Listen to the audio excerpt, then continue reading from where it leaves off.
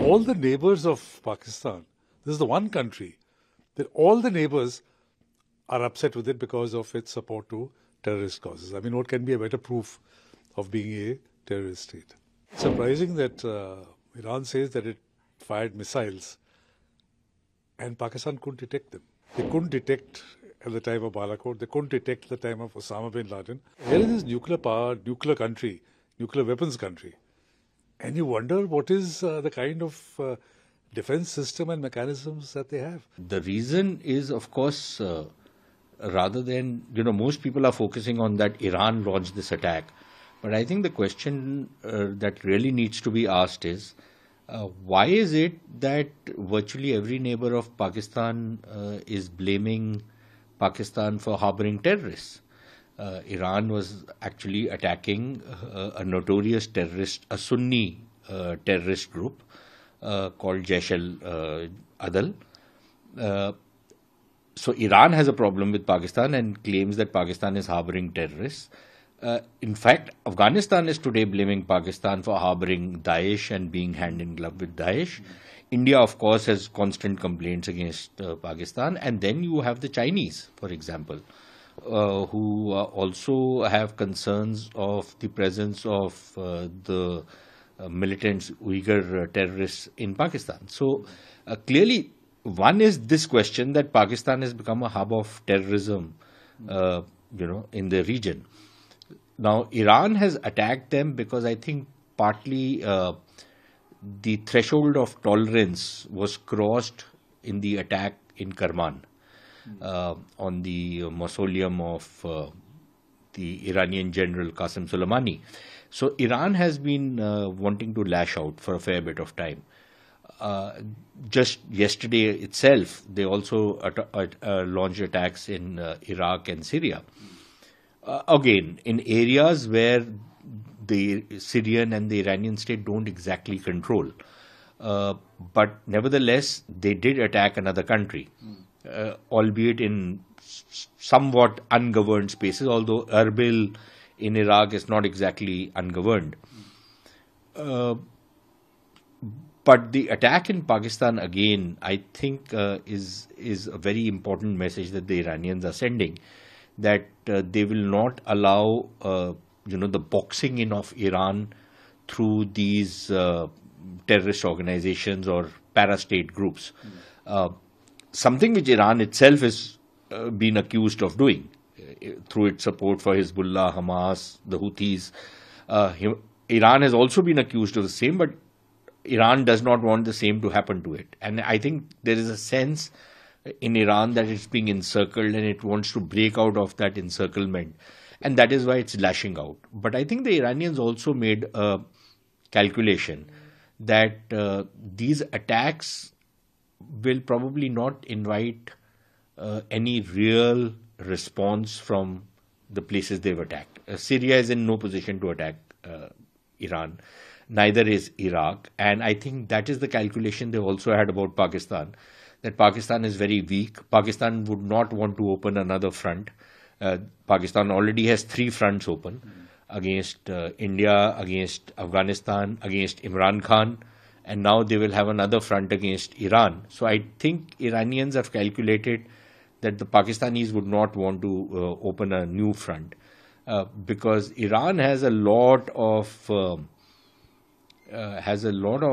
assets inside Pakistan, and if they want, they have the potential to create a lot of trouble in Pakistan. So I think the Pakistanis will also be very careful, and the Pakistanis will probably simply underplay the magnitude of what has happened.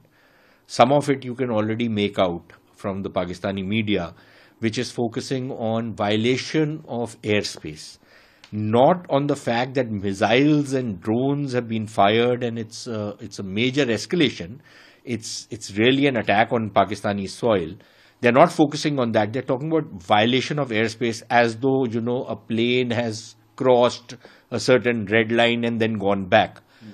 So they seem to be playing it down. Yeah, the usual rhetoric of we will reserve the right to respond, etc., has been given. But I don't think that the Pakistanis will really go down that road.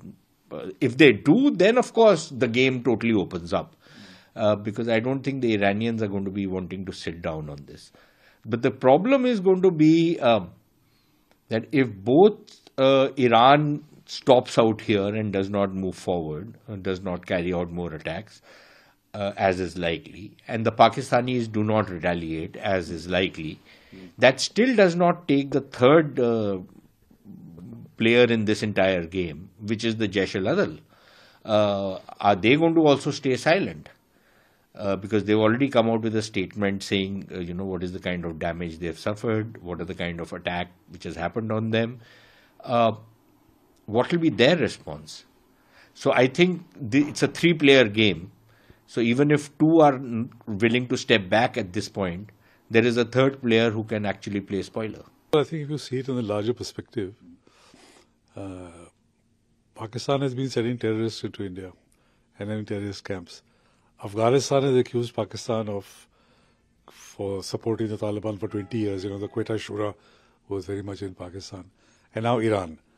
So, and the Chinese are not very happy with Pakistan, the Uyghurs taking sanctuary in Pakistan. So all the neighbors of Pakistan, this is the one country that all the neighbors are upset with it because of its support to terrorist causes. I mean, what can be a better proof of being a terrorist state? Second, it's surprising that Iran says that it fired missiles and Pakistan couldn't detect them. They couldn't detect at the time of Balakot. They couldn't detect at the time of Osama bin Laden. So here is this nuclear power, nuclear country, nuclear weapons country. And you wonder what is the kind of defense system and mechanisms that they have.